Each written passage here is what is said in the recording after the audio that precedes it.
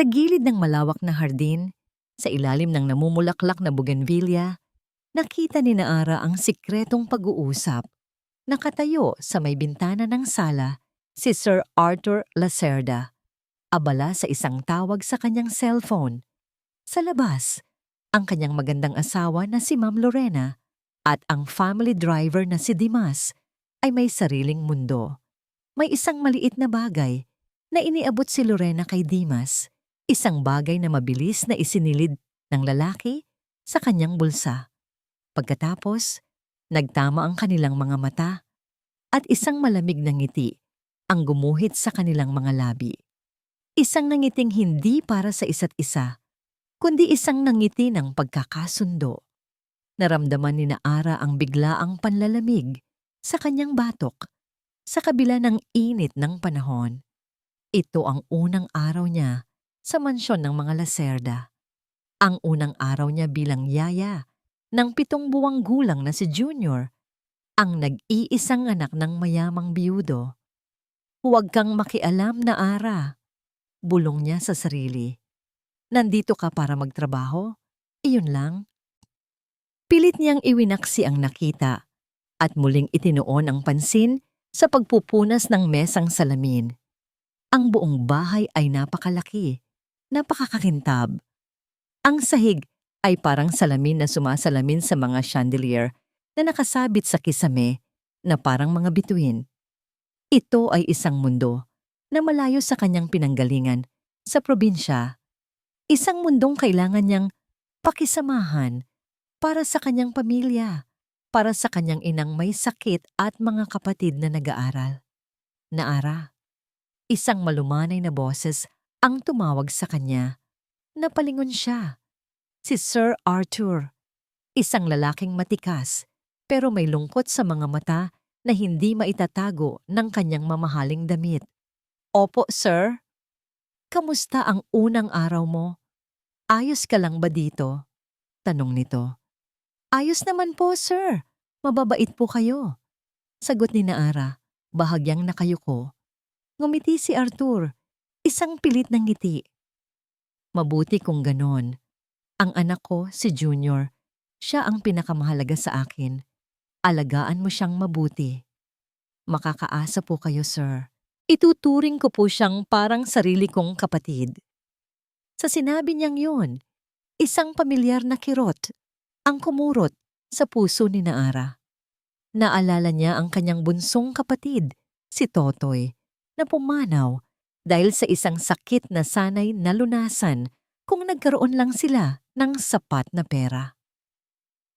Ang alaala na yon ang nagtulak sa kanya na mangibang bayan na magtrabaho kahit ano para hindi na maulit ang trahedyang yon. Pumasok si Lorena mula sa hardin, dala ang isang matamis na ngiti na hindi umaabot sa kanyang mga mata. Oh darling, huwag mo nang masyadong kausapin ang bago nating katulong. Baka matagalan pa siya sa trabaho niya. Humarap siya kay Naara. Naara, tama ba? Ihanda mo na ang gatas ni Junior. Oras na para sa kanyang pag-inom. Opo, ma'am, sagot ni Naara at nagmamadaling nagtungo sa kusina.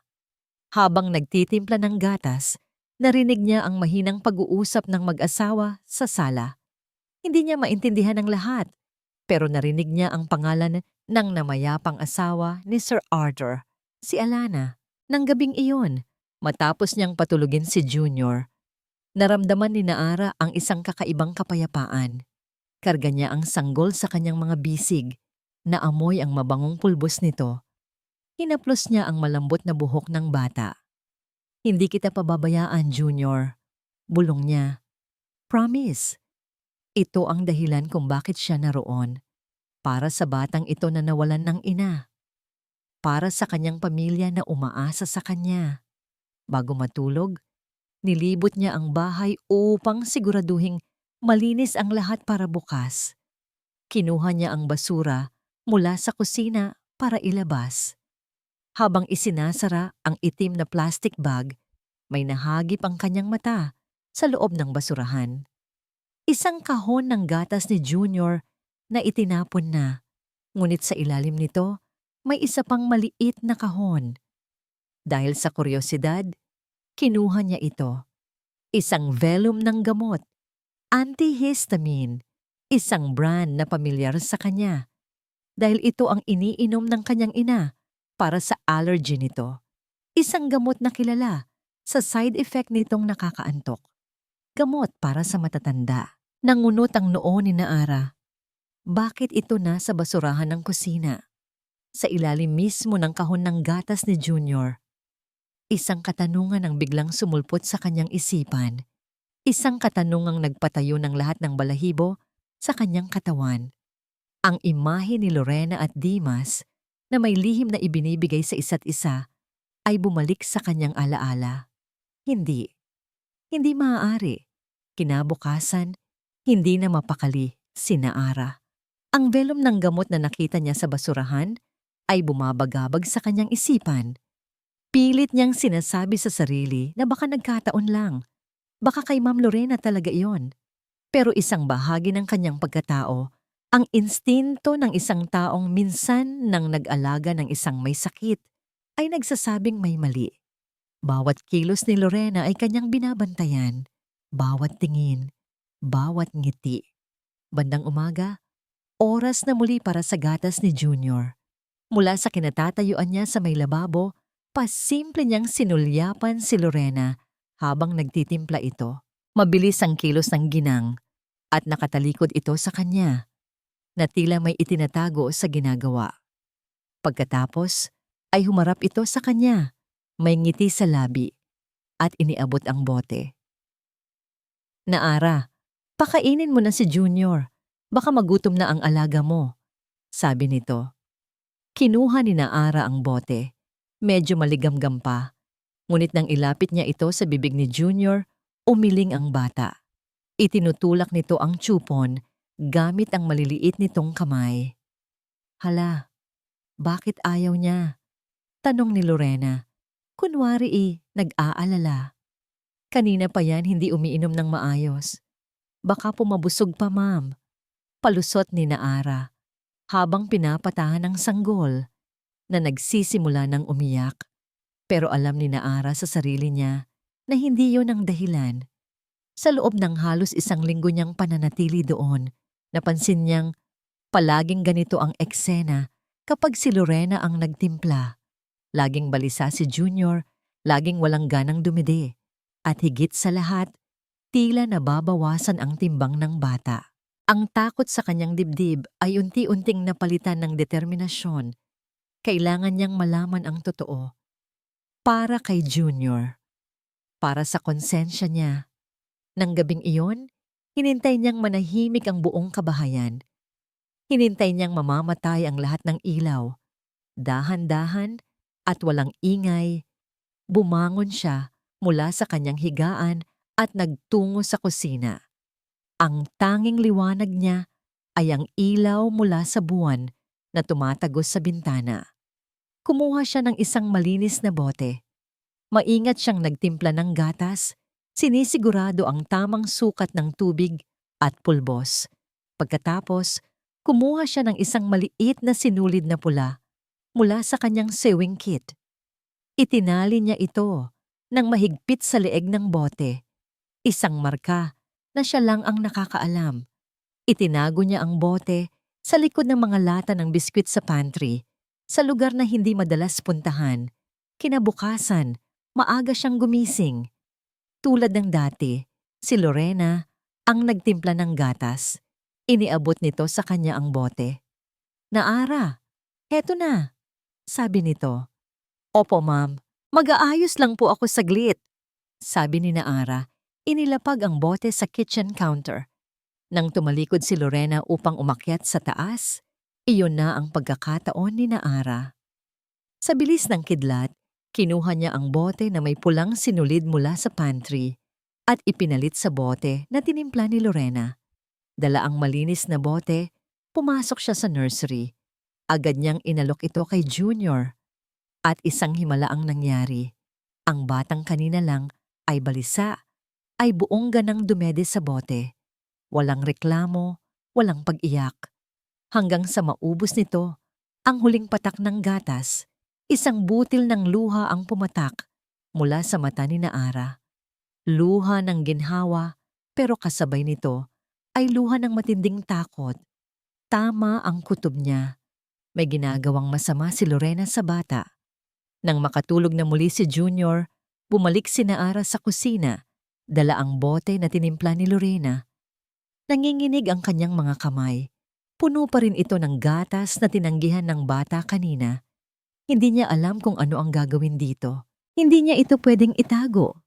Kailangan niya itong itapon. Binuksan niya ang gripo at dahan-dahang ibinuhos ang laman ng bote sa lababo. Habang umaagos ang puting likido, napansin niya ang isang bagay na naiwan sa ilalim ng bote. Isang maliit na latak, isang maputing pulbos na hindi ganap na natunaw sa gatas. Ang puso niya ay kumabog ng napakabilis. Ito na ang ebidensya, ang pruweba ng kanyang hinala. Magsasalita na sana siya sa kawalan nang isang boses ang biglang nanggaling sa kanyang likuran, isang boses na malamig at puno ng awtoridad. Naara, anong ginagawa mo sa bote ng gatas ng anak ko? Napalingon siya. Nakatayo sa may pintuan ng kusina si Sir Arthur. Ang mga mata nito'y matalim na nakatitig sa kanya. At pagkatapos ay sa lababo, kung saan unti-unting naanod ang puting pulbos. Napatigil si Arthur sa may pintuan. Ang kanyang mga mata ay nakapako sa eksena sa harapan niya. Ang yaya, ang gatas ng anak niya, ang lababo. Isang nag-aalab na galit ang biglang kumulo sa kanyang dibdib. Sa lahat ng iniisip niyang problema sa kumpanya, sa lahat ng stress na dinadala niya, ito pa ang dadatnan niya sa sarili niyang pamamahay. Naara, ulit niya, mas mariin sa pagkakataong ito. Tinanong kita, anong ginagawa mo? Nakita niya ang pagkasindak sa mukha ng dalaga. Tarantang-taranta ito. Hindi malaman kung ano ang sasabihin. Namumutla ang mga labi nito habang pilit na naghahanap ng mga salita. Sir, kasi po, ano Naara? Sayang ang gatas. Alam mo ba kung gaano kamahal yan? O baka naman sa probinsya ninyo, tinatapon lang ang pagkain?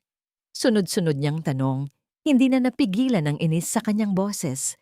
Biglang pumasok sa kusina si Lorena, na tila narinig ang kanilang pag-uusap.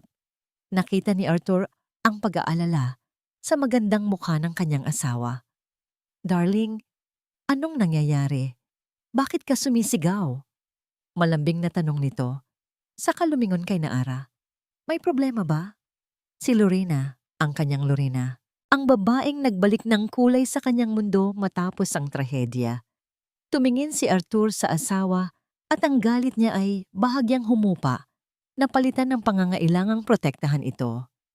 Itong si Naara, sabi ni Arthur. Nakita ko siyang tinatapon ng gatas ni Junior. Tumingin si Lorena kay Naara.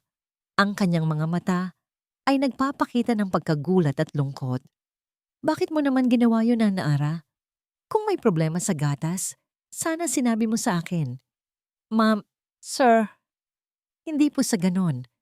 Kasi po, napansin ko, nagsimulang magpaliwanag si Naara, pero pinutol siya ni Arthur. Napansin mo ang ano, na gusto mong mag-aksaya, na wala kang pakialam? Umiling si Naara, at nakita ni Arthur ang pagsisimulang mamuo ng luha sa mga mata nito. Hindi po. May kakaiba po sa gatas. Napabuntong hininga si Lorena. Lumapit ito kay Arthur at marahang hinawakan ng braso niya. Darling, hayaan mo na. Baka hindi niya sinasadya. Baka hindi niya lang ako gusto, kaya niya ginagawa ito. Alam mo na, bago lang ako dito sa pamilya. Ang mga salitang yun, sinabi sa isang mahinang boses na puno ng kalungkutan, ay parang punyal na tumusok sa puso ni Arthur. Tumingin siya sa kanyang asawa, na ngayon ay nakayuko, tila nasasaktan. At pagkatapos, ay tumingin siya kay Naara. Para sa kanya, malinaw na ang lahat. Naara, sa opisina ko, Ngayon din, utos niya. Ang boses ay malamig na parang yelo. Sumunod ang dalaga na parang isang basang sisiw.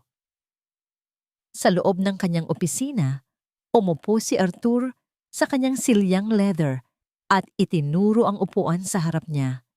Hindi umupo si Nara. Nanatili itong nakatayo at nakayuko. Napatingin si Arthur sa litrato ni Alana, ang kanyang yumaong asawa, na nasa ibabaw ng kanyang mesa. Ang sakit ng pagkawala nito ay nandoon pa rin, sariwa pa. At dahil sa sakit na yon, ipinangako niya sa sarili na gagawin niya ang lahat para sa bagong pamilyang binubuo niya, para sa kaligayahan ni Junior. Hindi ko alam kung anong problema mo, Naara. Mahinahon ngunit mariin niyang sabi. At sa totoo lang, ayoko nang alamin pa. Sir, maniwala po kayo sa akin.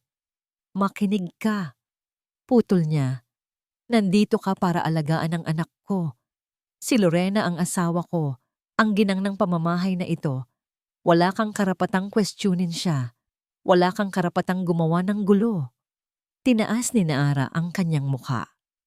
Sa unang pagkakataon, nakita ni Arthur ang determinasyon sa mga mata nito, sa kabila ng mga luhang nagbabadyang tumulo. Pero para sa kanya, ito ay katigasan ng ulo. Gawin mo ang trabaho mo. Pagpapatuloy niya. Magtimpla ng gatas, magpalit ng diaper, alagaan si Junior. Huwag kang makialam sa mga bagay na hindi mo dapat pakialaman. At lalong-lalo na, huwag kang makialam sa asawa ko. Tumayo siya, hudyat na, tapos na ang usapan. Ito ang una at huling babala ko. Isa pang pagkakamali. Aalis ka sa bahay na to nang walang dala. Maliwanag? Tumango si Naara. Walang salitang lumabas sa kanyang bibig. Naglakad siya palabas ng opisina. Isinara ang pinto ng marahan. Naiwan si Arthur na mag-isa. Napaupo siyang muli at napahilamos sa kanyang mukha. Ayaw niya ng gulo. Ang gusto lang niya ay kapayapaan para sa kanyang pamilya. Para sa kanya. Tapos na ang usapan. Hindi niya alam. Para kay Naara, ang laban ay nagsisimula pa lamang. Ang mga salita ni Sir Arthur ay parang malamig na bakal na tumatak sa isip ni Naara. Isa pang pagkakamali. Aalis ka sa bahay na to. Alam niyang hindi na siya pwedeng magkamali. Hindi na pwedeng padalos-dalos. Kung gusto niyang iligtas si Junior, kailangan niyang maging mas matalino kaysa kay Lorena. Kailangan niyang maging isang anino, isang tagamasid na hindi napapansin. Kaya't sinimulan niyang mag-ipon ng ebidensya sa paraang siya lang ang nakakaalam. Isang hapon, habang nag-uusap sa hardin si Lorena at Dimas, kinuha ni Naara ang kanyang cellphone. Nagkunwari siyang nagwawalis malapit sa bintanang salamin ng sala. Maingat niyang itinayo ang cellphone sa isang paso. Itinapat ang camera sa direksyon ng dalawa at pinindot ang record button. Bumalik siya sa pagwawalis. Ang puso niya ay dumadagundong sa bawat segundo na lumilipas. Malapit na, konting tiis na lang. Narinig niyang sabi ni Lorena, ang boses ay mahina, pero sapat na para marinig. Sigurado ka ba sa mga papeles? Tanong ni Dimas. Ako na ang bahala doon, sagot ni Lorena. Ang mahalaga, sundin mo lang ang plano. Hindi nagtagal, pumasok na sila. Mabilis na kinuha ni Naara ang kanyang cellphone at itinago ito sa bulsa ng kanyang duster. Pero naramdaman ni Lorena na may nagmamasid. Naramdaman niya ang mga mata ni Naara kahit hindi ito nakatingin, kaya't sinimulan niyang gumanti. Sa oras ng hapunan, habang nagseserve si Naara, biglang nadulas si Lorena sa kanyang upuan. Dahilan para matapon ang dala ni Naarang bowl ng mainit na sarsa sa mamahaling puting suit ni Sir Arthur. Naku darling, I'm so sorry, tili ni Lorena, pero ang tingin ay nasa kay Naara. Naara, mag-ingat ka naman sa susunod. Sorry po sir, pasensya na po, sabi ni Naara Nanginginig habang pinupunasan ang damit ng amo. Wala mang sinabi si Arthur. Nakita ni Naara ang pagkadismaya sa mukha nito. Isang buntong hininga na nagsasabing, "Sabi ko na nga ba, isa ka lang pabigat." Mula noon, naging mas malamig ang pakikitungo ni Arthur sa kanya.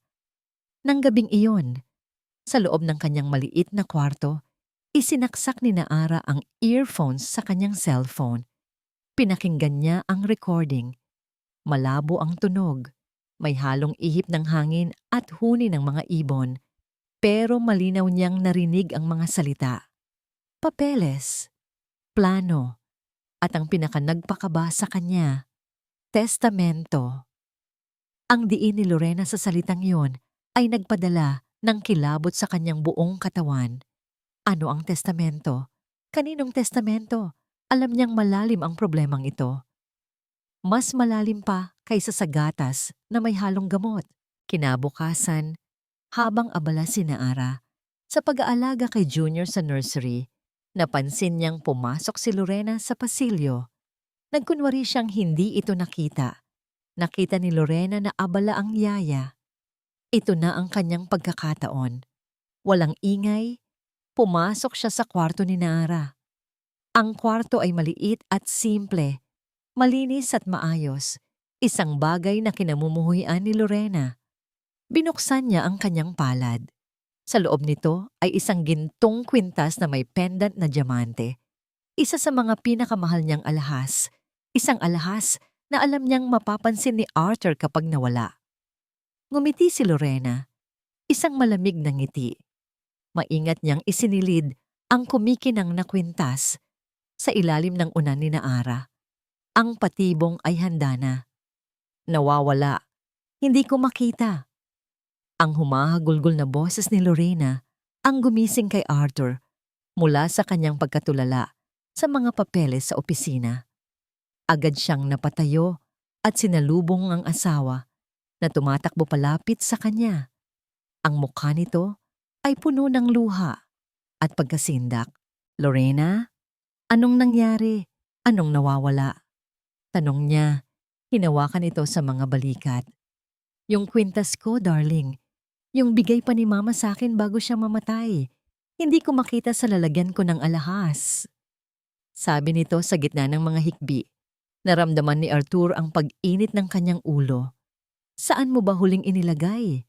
Baka naman kung saan mo lang naipatong." "Hindi. Sigurado ako.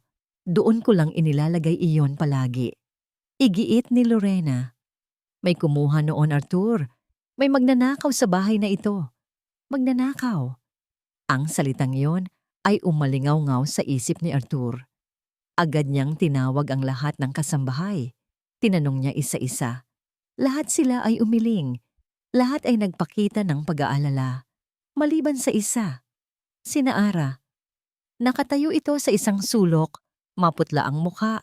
Ang mga mata ay nanlalaki sa takot. Hindi ito makapagsalita.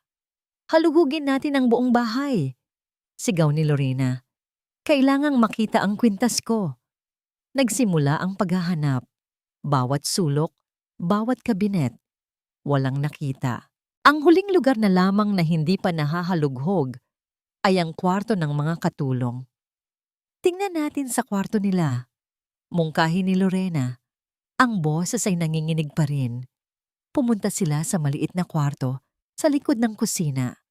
Una nilang pinasok ang kwarto ng matandang hardinero at kusinera. Walang anuman doon. Ang huling pinto. Ang kwarto ni Naara. "Hindi po ako ang kumuha." Bulong ni Naara. Ang boses ay halos hindi marinig. "Pangako po."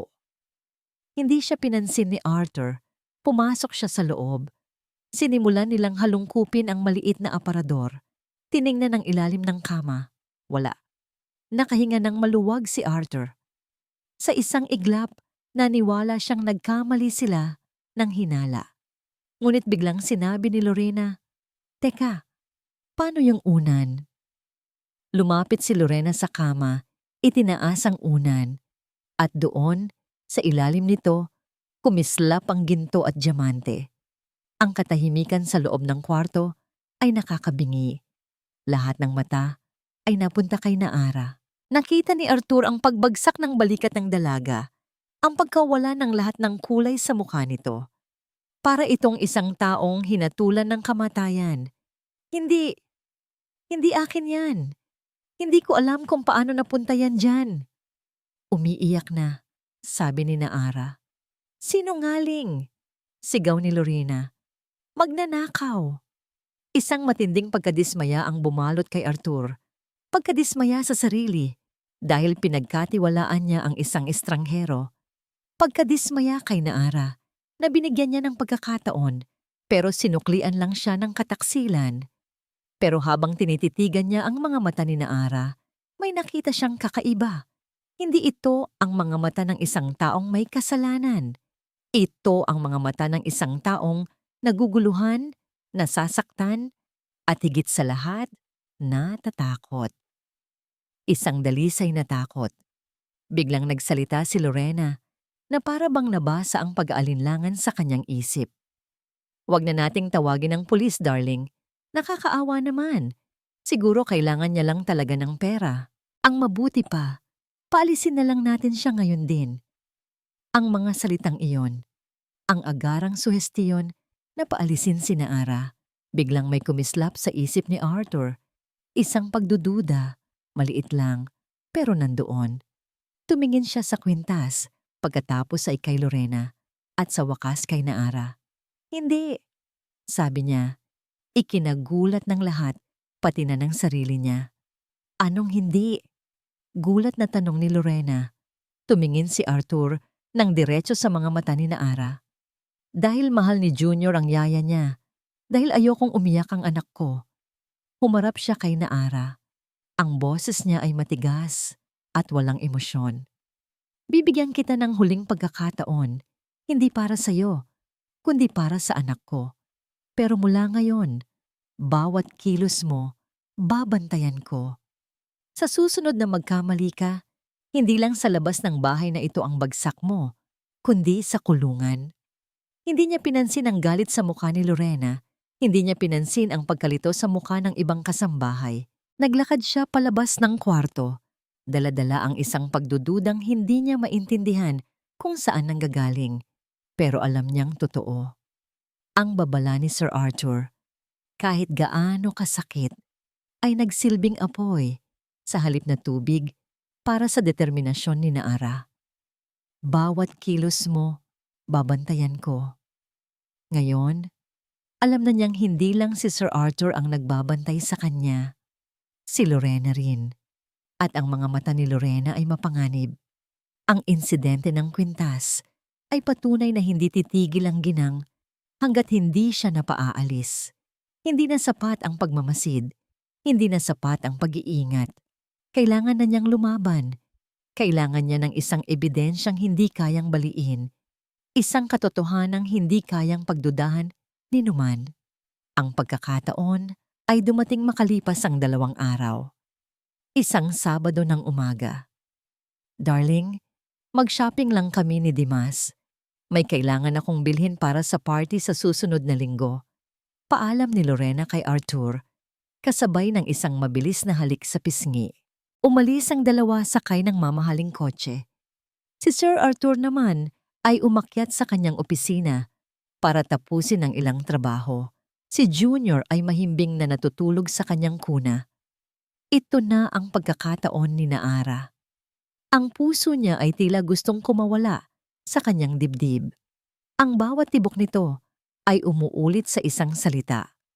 Ngayon, dahan-dahan at halos hindi humihinga, naglakad siya sa pasilyo patungo sa master's bedroom. Ang pinto ay bahagyang nakabukas. Itinulak niya ito ng marahan. Walang tunog. Pumasok siya sa loob. Ang kwarto ay malawak at malinis. Ang amoy ng mamahaling pabango ni Lorena ay nangingibabaw sa hangin. Sa isang iglap, naramdaman ni Naara na para siyang isang magnanakaw, isang taong hindi nararapat sa lugar na yon. Para kay Junior, bulong niya sa sarili. Para ito kay Junior. Nagsimula siyang maghanap. Binuksan niya ang mga drawer ng dresser. Puro damit na nakatupi ng maayos. Sinilip niya ang walk-in closet, mga hilera ng sapatos at bag na mas mahal pa sa bahay nila sa probinsya. Wala. Lumuhod siya at sinilip ang ilalim ng malaking kama. Alikabok lang ang nandoon. Ang oras ay tumatakbo. Nagsisimula na siyang panghinaan ng loob. Saan naman itatago ng isang taong tulad ni Lorena ang kanyang mga sikreto? Napatingin siya sa isang maliit na mesa sa tabi ng bintana. Sa ibabaw nito ay isang antigong music box na gawa sa kahoy. Mukha itong luma na, hindi bagay sa modernong disenyo ng kwarto. Dahil sa kuryosidad, lumapit siya. Binuksan niya ang takip nito. Isang maliit na balerina ang umikot sa saliw ng isang malungkot na tugtugin. Maganda, pero parang may mali. Sinuri niya ang kahon. Kinapa ang ilalim. May naramdaman siyang kakaiba. Isang maliit na gatla na halos hindi kapansin-pansin. Ginamit niya ang kanyang kuko para sungkitin ito. Isang lihim na kompartimento. At sa loob, nakatago sa ilalim ng pulang pelus, ay isang maliit na bagay. Isang itim na flash drive. Nanginginig ang mga kamay ni Naara habang inaabot ito. Ito na. Sigurado siya. Ito na ang katibayan ng lahat ng kasamaan ni Lorena. Ang plano, ang mga papeles, lahat ay siguradong narito. Hawak niya sa kanyang palad ang pag-asa, ang katotohanan. Isang ngiti ng tagumpay, ang unti-unting sumilay sa kanyang mga labi. Ngunit bigla, ang ngiting iyon ay naglaho. Mula sa labas, narinig niya ang tunog ng isang sasakyan na papalapit sa garahe. Ang tunog ng mga gulong sa graba. Bumalik na sila. Bumalik si Lorena. At si Naara ay nakatayo sa gitna ng kwarto ng kanyang kaaway. Hawak ang ebidensya ng krimen nito. Walang daan para makatakas. Panik. Isang dalisay at nagyayelong takot ang biglang bumalot sa buong pagkatao ni Naara. Ang tunog ng sasakyan sa garahe ay parang martilyong pumupukpok sa kanyang sentido. Nilibot niya ng tingin ang kwarto. Walang ibang pinto. Isang bintana lang na napakataas. Wala siyang tatakasan. Narinig niya ang pagbukas ng pinto sa ibaba. Ang mga boses. Si Lorena. Si Dimas. Papalapit na sila. Sa isang iglap ng desperasyon, nakita ni Naara ang walk-in closet. Walang pag-aalinlangan, pumasok siya sa loob at isinara ang pinto. Nang dahan-dahan, nag-iwan lang ng isang napakaliit na siwang para makasilip at makarinig. Itinago niya ang sarili sa likod ng mahahabang damit. Ang flash drive ay mahigpit na hawak sa kanyang nanginginig na palad. Ang tibok ng kanyang puso ay napakalakas. Halos sigurado siyang maririnig ito mula sa labas. Narinig niya ang mga yabag na papalapit sa pasilyo. Bumukas ang pinto ng master's bedroom. Pumasok si Lorena. Naiwan ko pala yung lipstick ko, sabi nito. Tila kinakausap ang sarili. Sumilip si Naara sa siwang. Nakita niyang naglakad si Lorena patungo sa dresser. Ngunit bago pa man ito makarating doon, bigla itong natigilan. Nilibot nito ng tingin ang buong kwarto. Ang mga mata nito ay naniningkit na para bang may nararamdamang kakaiba. May nagbago. Bulong ni Lorena. Dahan-dahan itong lumapit sa music box. Nakita ni Naara ang pagkunot ng noo nito. Dahan-dahan itong binuksan ang takip. Pagkatapos ay kinapa nito ang ilalim. Ang katahimikan na sumunod ay mas nakakatakot kaysa sa anumang sigaw. Wala na, sabi ni Lorena. Ang boses ay isang malamig na bulong na nagpatindig sa lahat ng balahibo ni Naara. Sumilip si Naara. Nakita niyang dahan-dahang isinara ni Lorena ang music box. Hindi ito sumigaw. Hindi ito nagpanik. Sa halip, isang nakakatakot na ngiti ang dahan-dahang gumuhit sa mga labi nito. Kinuha nito ang cellphone sa kanyang bulsa at mabilis na may tinawagan. Dimas, sabi ni Lorena. Ang boses ay mahinahon pero puno ng kamandag. Bumalik ka. Ngayon din. May sinabi si Dimas sa kabilang linya. Huwag ka nang magtanong. Putol ni Lorena. Nalaman na niya. Ang walang hiyang katulong. Nakuha niya. Kailangan na nating kumilos. Gawin na natin ang plano. Ngayong gabi. Ibaba ni Lorena ang tawag. Huminga ito ng malalim at sa isang iglap, ang demonyong nangiti ay napalitan ng isang nangiti ng anghel. Naglakad ito palabas ng kwarto na para bang walang nangyari. Naiwan si Naara sa loob ng closet, nanginginig, hindi sa takot, kundi sa adrenaline. Ngayong gabi, ano man ang plano nila, gagawin na nila ngayong gabi. Hinintay niya ng ilang minuto. Nang masiguro niyang wala na si Lorena sa pasilyo, dahan-dahan siyang lumabas. Halos liparin niya ang daan pabalik sa nursery, ang flash drive ay mahigpit na hawak sa kanyang kamay na parang isang banal na anting-anting. Ang buong hapon ay dumaan sa isang ulap ng matinding tensyon. Bawat tunog, bawat yabag ay nagpapakaba sa kanya. Alam niyang pinagmamasdan siya. Alam niyang hinihintay lang ni Lorena ang tamang tiyempo. At ang tiyempo ay dumating pagkatapos ng hapunan. Nasa nursery si Nara, pinapatulog si Junior, si Sir Arthur ay nasa kanyang opisina. Si Lorena ay nagpaalam na maliligo. Bigla, isang nakakabinging sigaw ang pumunit sa katahimikan ng gabi. Sigaw ni Lorena. Agad na napabangon si Nara. Pero bago pa man siya makalabas ng nursery, bumukas ang pinto at pumasok si Arthur. Ang mukha ay puno ng pag-aalala. Anong nangyari? Tanong nito. Kasunod niya si Lorena. Umiiyak. Ang buhok ay bahagyang magulo. May maliit na galos ito sa braso. Siya! Sigaw ni Lorena. Nanginginig habang itinuturo si Naara. Sinaktan niya ako. Tinulak niya ako. Ano? Gulat na tanong ni Arthur. Tumingin mula kay Lorena patungo kay Naara. Sinubukan niyang kunin si Junior. Patuloy ni Lorena sa kanyang pag-arte. Nakikita ko siya. May dala siyang bag. Itatakas niya ang anak natin, Arthur. Tingnan mo ang kuna. Napatingin silang lahat sa kuna. Ang kumot ay magulo. Ang isang unan ay nasa sahig. Isang perpektong eksena ng kaguluhan. Isang perpektong kasinungalingan. Hindi po totoo yan, sir. Nagmamakaawang sabi ni Naara. Umiling-iling. Ang mga luha ay nagsisimula ng mamuo sa kanyang mga mata. Gawa-gawa niya lang po ang lahat. Pero huli na ang lahat. Ang isip ni Arthur ay nalason na ng takot. Ang takot na mawala ang kanyang anak. Ang imahe ng kanyang duguan at umiiyak na asawa. Ang magulong kuna. Lahat ay tumuturo sa iisang tao. Ang babaeng minsan na niyang pinaghinalaang magnanakaw. Ang babaeng tinatapon ang gatas ng kanyang anak. Ang galit sa mga mata ni Arthur ay parang apoy na biglang sumiklab. Isang galit na kayang tumupok sa lahat. Lumapit siya kay Naara. Bawat hakbang ay mabigat at puno ng pagbabanta. Sir, maniwala po kayo.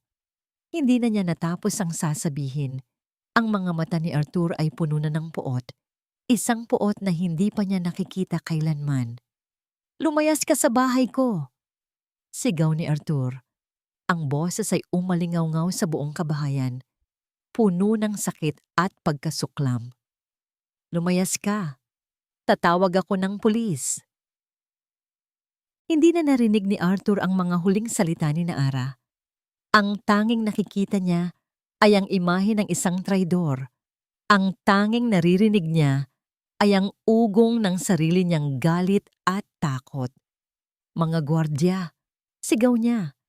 2 unipormadong lalaki ang mabilis na pumasok. Palabasin niyo siya! Utos ni Arthur. Ang daliri ay nanginginig habang nakaturo kay Naara. Siguraduhin niyong hindi na siya makakatapak pa sa pamamahay na ito. Sir, pakinggan niyo po muna ako. Wala po akong kasalanan. Pagmamakaawa ni Naara habang marahas siyang kinakaladkad ng mga gwardya. Ang mga mata niya ay nakatitig kay Arthur, puno ng sakit at desperasyon. Pero hindi siya tiningnan ni Arthur. Sa halip niyakap niya si Lorena na patuloy sa pag-iyak sa kanyang balikat. Hush! Tahan na. Bulong niya sa asawa. Ligtas na kayo. Ligtas na si Junior. Narinig niya ang pagbukas ng malaking pinto sa ibaba at pagkatapos ay ang marahas na pagsara nito. Sa labas, biglang bumuhos ang malakas na ulan na para bang nakikidalamhati ang kalangitan. Narinig pa niya ang huling sigaw ni Naara mula sa labas ng gate. Ang pangalan niya ay tinatawag bago tuluyang nilamon ng tunog ng kulog at ulan. Nawala na siya. Ang problema ay nawala na.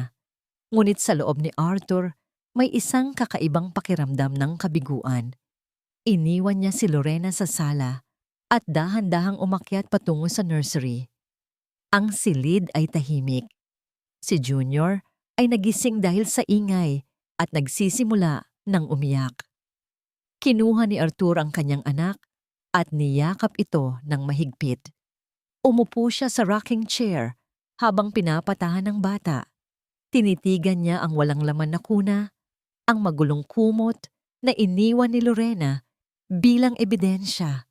Isang matinding pagsisisi ang gumapang sa kanyang puso. Pagsisisi dahil naging bulag siya.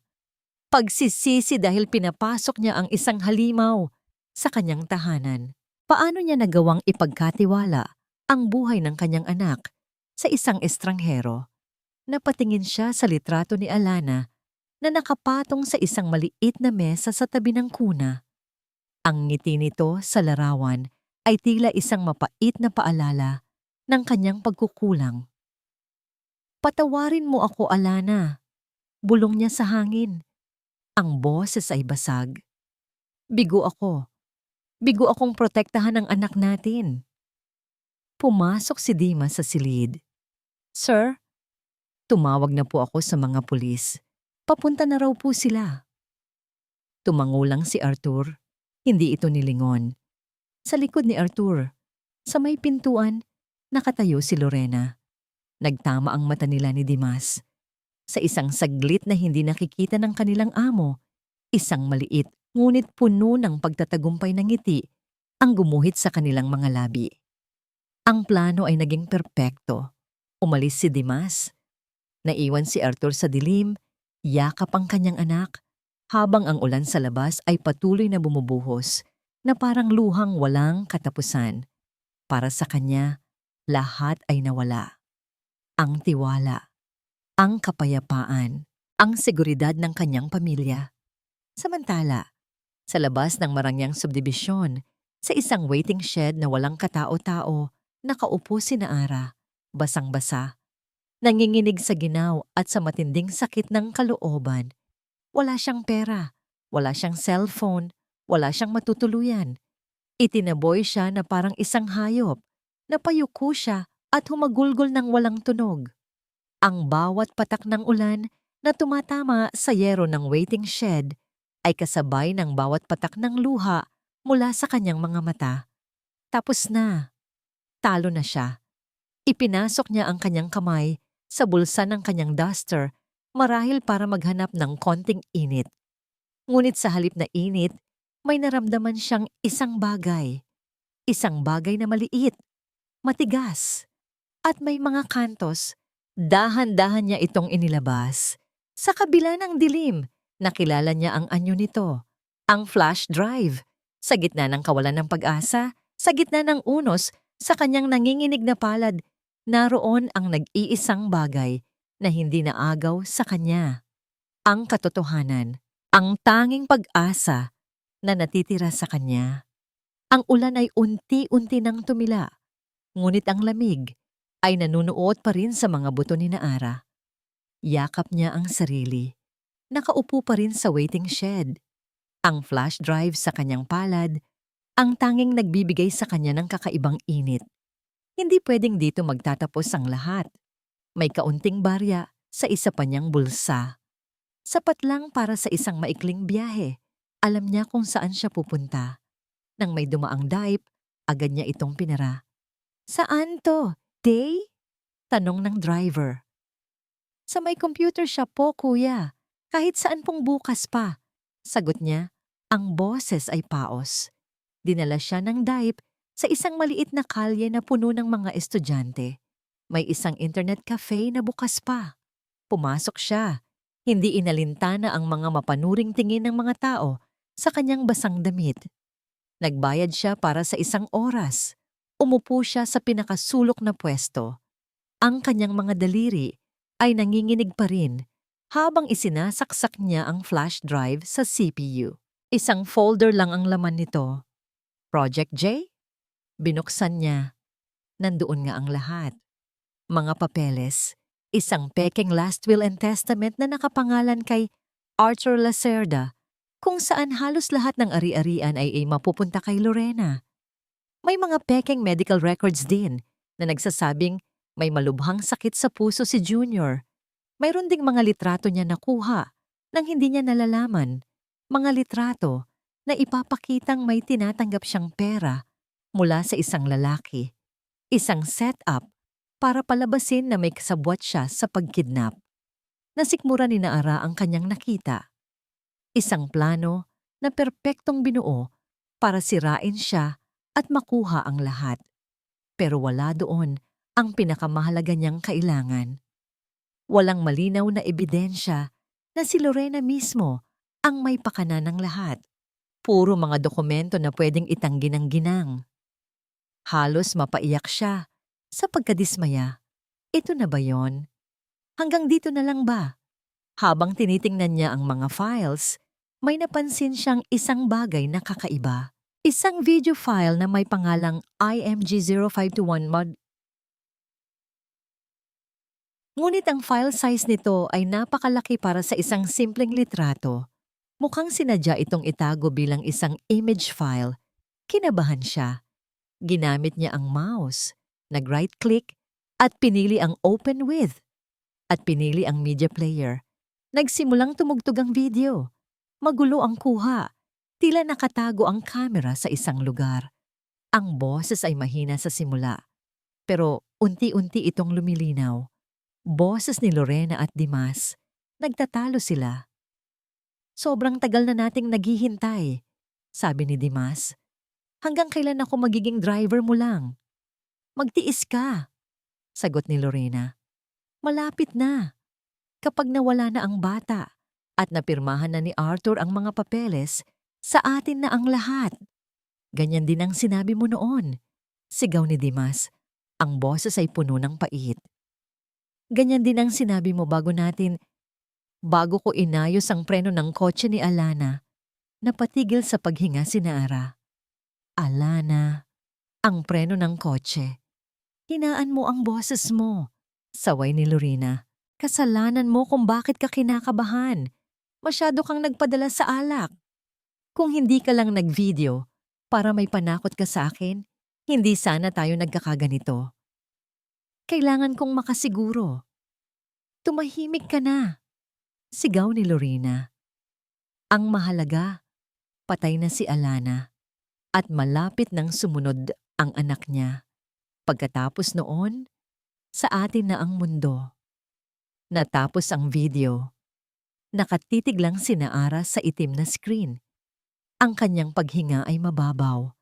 Ang tibok ng kanyang puso ay halos huminto. Hindi lang ito tungkol sa pagtangkang pagpatay sa isang sanggol. Ito ay tungkol sa isang murder. Isang malamig na katinuan ang biglang bumalot sa kanya. Bigla niyang naintindihan ang lahat. Ang plano ni Lorena ay hindi para itakas si Junior. Iyon ang kasinungalingang ipapakain niya kay Arthur. Ang totoong plano ay itago ang bata sa isang lugar at pagkatapos ng ilang araw, ibabalik ito na may malubhang karamdaman o mas masahol pa, hindi na ito ibabalik kailanman.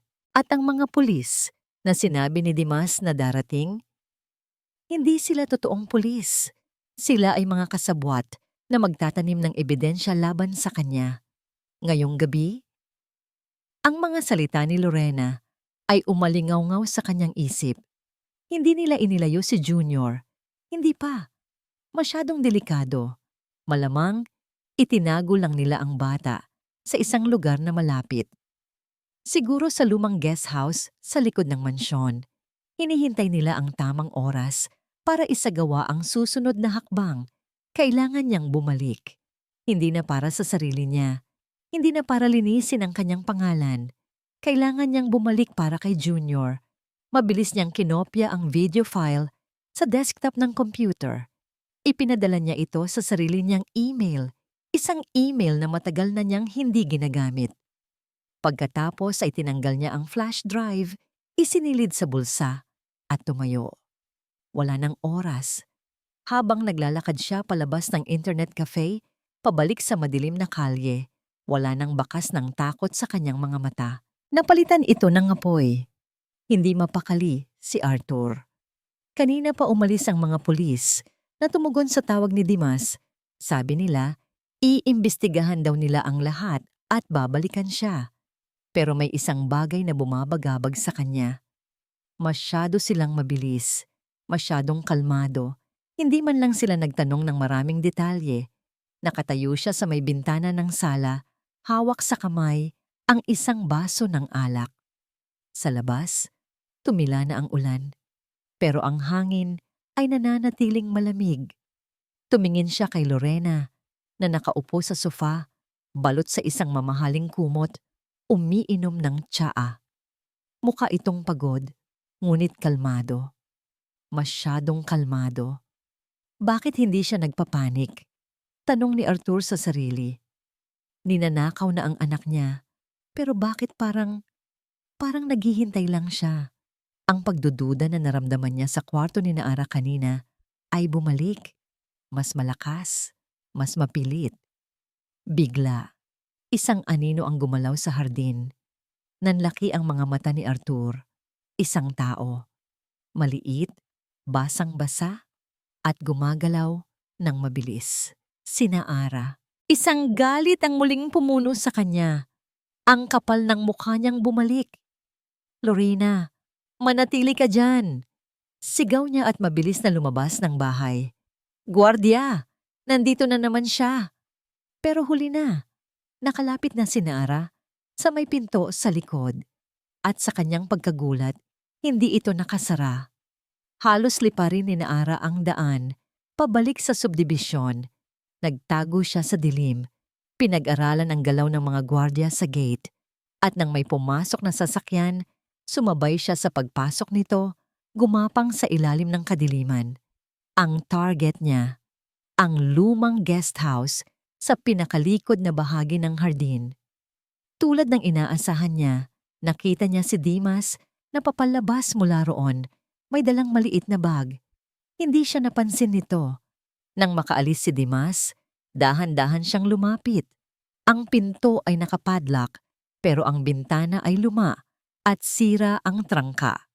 Pinuwersa niya itong buksan at pumasok sa loob.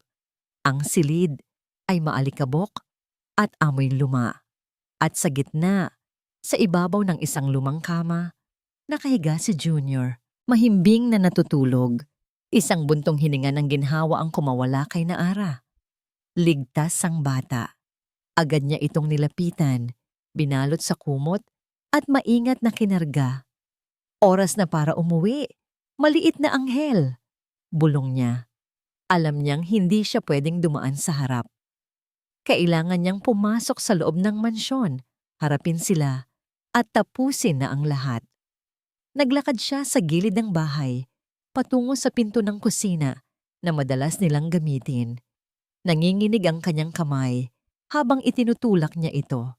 Bukas, hindi nila ito nilock. Dala-dala si Junior, pumasok siya sa loob.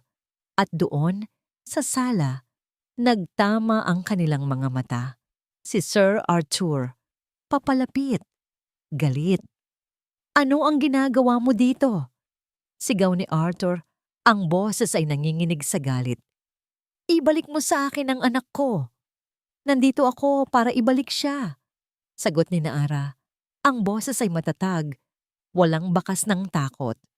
Nandito ako para ipakita sa iyo ang katotohanan. Lumabas si Lorena mula sa sala. Ang mukha ay nagpapakita ng pagkagulat, ngunit ang mga mata ay nag-aapoy sa galit. Magnanakaw, kidnapper, Arthur, kunin mo ang bata. Huwag kang lalapit. Sigaw ni Naara, umatras ng isang hakbang. Sa kabilang kamay, hawak niya ang kanyang luma at basag na cellphone. May kailangan kayong makita. May kailangan kang malaman, Sir Arthur. Wala na akong kailangang malaman mula sa isang katulad mo. Kahit na ang pagkamatay ni Ma'am Alana ay hindi isang aksidente, ang mga salitang yon ay parang bombang sumabog sa gitna ng sala. Napatigil si Arthur. Ang galit sa kanyang muka ay napalitan ng pagkalito. Anong sinasabi mo? Naara, nababaliw ka na. Sigaw ni Lorena. Papalapit. Pero si Arthur ay nakatitig lang kay Naara. Anong ibig mong sabihin? Ang lahat ay plano niya. Sabi ni Naara, itinuro si Lorena gamit ang kanyang baba. Ang paghina ni Junior, ang pagkawala ng kwintas, ang lahat. At hindi lang iyan, siya rin. Siya rin ang dahilan kung bakit nawala ang una ninyong asawa. Manahimik ka. Tili ni Lorena, susugurin na sana si Naara. Hindi. Isang malakas na sigaw ang pumigil sa kanya. Si Arthur. Tumingin siya kay Lorena. At sa unang pagkakataon, nakita ni Lorena ang pagdududa sa mga mata ng kanyang asawa. Mabilis na kumilos si Naara. Ginamit niya ang screen mirroring function ng kanyang cellphone papunta sa malaking smart TV sa sala. Ilang sandali lang, ang itim na screen ay napalitan ng isang magulong video. Ang video ng pagtatalo ni Lorena at Dimas. Tumahimik ang buong paligid. Ang tanging maririnig ay ang audio mula sa TV. Ganyan din ang sinabi mo bago ko inayos ang preno ng kotse ni Alana. Ang mukha ni Arthur ay unti-unting namutla. Ang pagkalito ay naging pagkabigla. At ang pagkabigla ay naging isang purong, hindi mailarawang horror. Napatingin siya kay Lorena na ngayon ay nakatayo na, parang isang estatwang yelo. Ang lahat ng kulay ay nawala sa kanyang mukha. Ang mahalaga, patay na si Alana at malapit nang sumunod ang anak niya. Nang matapos ang video, isang nakakabinging katahimikan ang bumalot sa kanila. Dahan-dahang lumingon si Arthur kay Lorena. Ang sakit sa kanyang mga mata ay napakabigat na parang pasan niya ang buong mundo. Lorena, bulong niya, ang boses ay basag. Sabihin mong hindi totoo yan. Hindi makapagsalita si Lorena. Ang kanyang maskara ay tuluyan ng gumuho. Inilalantad ang halimaw sa ilalim nito. Sa sandaling iyon, ang katahimikan ay pinutol ng tunog ng mga sirena ng pulis. Malakas, papalapit, at hindi mapigilan. Isang kapitbahay na nakarinig ng sigaw at nakakita sa pagpasok ni Naara kanina ang tumawag sa totoong mga pulis. Ang mga asul at pulang ilaw ay umikot-ikot sa labas. Ang liwanag nito ay pumapasok sa mga bintana na parang isang hatol. Pumasok si Dimas, tarantang-taranta. Lorena, ang mga pulis.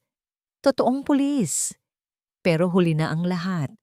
Tapos na ang laro. Bumagsak ang mga tuhod ni Lorena sa sahig. Dahan-dahang lumapit si Arthur kay Naara. Kinuha niya si Junior mula sa mga bisig nito. At pagkatapos, tumingin siya sa dalaga. Ang babaeng kanyang hinusgahan, sinigawan, at pinalayas. At sa kanyang mga mata, wala ng galit. Tanging isang malalim, nakakawasak na pagsisisi. 2 linggo na ang nakalipas mula sa gabing iyon. Ang mansyon, na dati puno ng kasinungalingan at tensyon, ay ngayon ay nababalot ng isang mabigat na katahimikan. Si Lorena at Dimas ay nasa kulungan na, nahaharap sa mga kasong murder at attempted murder. Ang bawat detalye ng kanilang masalimuot na plano ay unti-unti nang nabubunyag sa media. Para kay Arthur, ang bawat araw ay isang pakikibaka. Isang pakikibaka laban sa katotohanan na ang babaeng pinakasalan niya, ang babaeng pinagkatiwalaan niya sa kanyang anak, ay isang demonyo. Isang pakikibaka laban sa pagsisisi na naging bulag siya, na hinusgahan niya ang isang inosenteng tao. Madalas, nauupo siya sa kanyang opisina, nakatitig sa litrato ni Alana. Hindi na siya humihingi ng tawad. Sa halip, kinakausap niya ito. Isang simpleng babae, Alana. Bulong niya isang hapon habang pinagmamasdan ng ulan mula sa kanyang bintana. Isang simpleng katulong na may puso na mas malinis pa sa lahat ng kayamanan ko. Siya ang nagligtas sa anak natin. Siya ang nagligtas sa akin. At sa pag-amin na yon, alam na niya ang kailangan niyang gawin. Kinabukasan, isinuot niya ang pinakasimple niyang damit. Walang driver. Siya mismo ang nagmaneho ng kotse palayo sa Marangyang subdivision patungo sa isang lugar na hindi pamilyar sa kanya. Isang lugar ng makikitid na eskinita at magkakadikit na mga bahay. Itinabi niya ang kotse at naglakad, dala ang address na nakuha niya mula sa ahensya. Tumigil siya sa harap ng isang maliit na apartment. Simple pero malinis. Kumatok siya. Bumukas ang pinto. Sina Ara. Nagulat ito nang makita siya. Bahagyang nanlaki ang mga mata nito bago ito yumuko ng bahagya. "Sir Arthur?" sabi nito. Ang boses ay mahina. "Naara?" sabi niya. "Pwede ba tayong mag-usap?" Pinapasok siya ni Naara sa maliit nitong sala. Umupo si Arthur sa isang lumang silyang kahoy. Ang buong paligid ay kabaligtaran ng kanyang mansyon, ngunit meron itong kapayapaan na hindi niya naramdaman sa sariling bahay sa loob ng matagal na panahon. "Uuwi na po ako ng probinsya bukas," sabi ni Nara, na tila sinusubukang basagin ang katahimikan. Ang mga salitang yon ay tumusok sa puso ni Arthur. "Huwag," sabi niya, halos pabulong. Tumingin ito sa kanya, naguguluhan. Tumayo si Arthur at lumapit. Tumayo siya sa harap ni Naara. Tinitigan ito ng diretso sa mga mata. Wala nang amo at katulong. Tanging isang lalaki at isang babae. "Naara, patawarin mo ako," sabi niya. Ang bawat salita ay puno ng bigat ng kanyang pagsisisi. "Patawarin mo ako sa lahat. Naging bulag ako. Naging bingi. At higit sa lahat naging duwag ako." Nakita niya ang pagpipigil ng luha sa mga mata ni Naara. "Utang ko sa iyo ang buhay ng anak ko." Pagpapatuloy niya. "Utang ko sa iyo ang buhay ko. Hindi ko alam kung paano kita mababayaran." Umiling si Naara. "Wala po kayong utang sa akin, sir. Ginawa ko lang po kung ano ang tama." Ang simpleng sagot na yon. Ang dalisay na kabutihan sa likod ng mga salitang yon. Iyon ang tuluyang nagpaguho sa mga pader na itinayo ni Arthur sa paligid ng kanyang puso. "Hindi," sabi niya. Ang boses ay nanginginig sa emosyon. "Huwag mo akong tawaging sir." Dahan-dahan, iniangat niya ang kanyang kamay at hinawakan ang kamay ni Naara. Mainit ito, bahagyang magaspang sa pagtatrabaho, pero para sa kanya, ito ang pinakamalambot na bagay sa mundo. "Huwag kang umalis, Naara," pakiusap niya. "Please, manatili ka." "Pero bakit po?" tanong nito, naguguluhan. "Dahil kailangan ka ni Junior," sagot niya. At pagkatapos, idinugtong niya sa isang bulong na halos siya lang ang nakarinig. "At dahil kailangan kita." Sa mga mata ni Naara, nakita ni Arthur ang pagtataka, ang pag-aalinlangan, at sa huli, isang maliit na kislap ng pag-asa. Hindi ito ang katapusan na inaasahan nila. Hindi ito isang fairy tale. Ito ay isang simula. Isang simula na binuo mula sa mga abo ng kasinungalingan at sakit. Isang simula na itinayo sa katatagan ng isang babaeng hindi natakot lumaban para sa tama at sa pagpapakumbaba ng isang lalaking natutong tumingin sa kabila ng yaman at makita ang tunay na halaga ng isang puso. Sa maliit na apartment na yon, malayo sa kinang ng mansyon, isang bagong pamilya ang nagsisimulang mabuo. Isang pamilya na binuo hindi sa dugo, kundi sa katapatan, sa tapang, at sa isang pag-ibig na isinilang sa pinakakakaibang pagkakataon.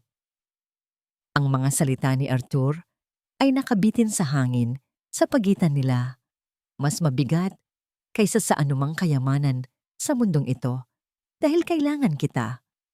Dahan-dahang binawi ni Naara ang kanyang kamay mula sa pagkakahawak ni Arthur, hindi dahil sa pagtanggi, kundi dahil sa pagkalito.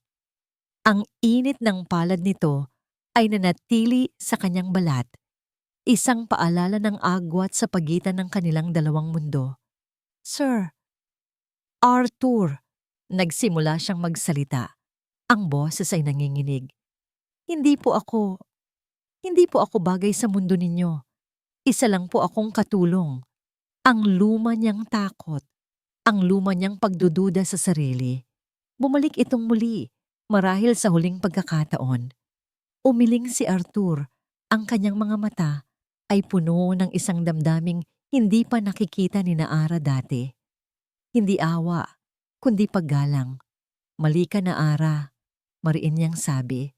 "Mas matapang ka kaysa sa kahit kaninong kilala ko. Mas totoo ka kaysa sa lahat ng karangyaan na nakapaligid sa akin. Hindi na mahalaga ang mundo ko o ang mundo mo. Ang mahalaga ay ang mundong bubuuin natin." Lumapit pa ito ng isang hakbang. Dahan-dahan niyang inangat ang kanyang kamay at marahang pinunasan ng isang butil ng luha na pumatak sa pisngi ni Naara. "Ang mundong bubuuin natin para kay Junior." Pagpapatuloy niya, mas mahina na ang boses. "Para sa atin." Tumingala si Naara. Sinalubong niya ang mga mata ni Arthur. Hinahanap ang anumang bakas ng pag-aalinlangan ng pagkakamali. Ngunit wala siyang nakita, kundi katapatan. Isang katapatan na sumasalamin sa sarili niyang puso. At sa katahimikan ng maliit na apartment na yon, sa gitna ng dalawang mundong nagbanggaan, isang tango ang naging sagot niya. Isang mabagal, nanginginig, ngunit buong pusong pagtango. Makalipas ang 6 na buwan, ang sikat ng araw ay malayang pumapasok sa malalaking bintanang salamin ng mansyon ng mga Lacerda.